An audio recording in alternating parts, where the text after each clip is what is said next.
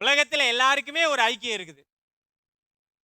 ஃப்ரெண்டுன்னு சொன்னா ஒரு ஐக்கியம், கணவன் மனைவிக்கு ஒரு ஐக்கியம், திருச்சபையிலே பெண்களுக்கு ஒரு ஐக்கியம், சிறுவர்களுக்கு ஒரு ஐக்கியம்.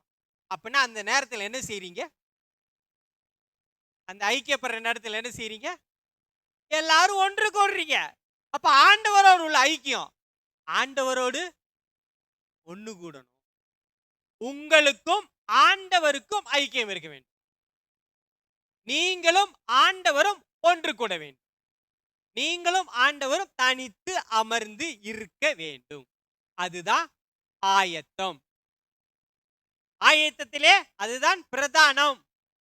ஆண்டவரோடு நாம் அமர்ந்திருக்க வேண்டும். அவருடைய வார்த்தையை நாம் என்ன செய்ய வேண்டும்? கற்றுக்கொள்ள வேண்டும். அதை நம்முடைய வாழ்க்கையிலே நாம் என்ன செய்ய வேண்டும்? கடைபிடிக்க வேண்டும். அப்பொழுது நம்முடைய பாதைக்குரிய வெளிச்சத்தை கர்த்தர் தருவார்.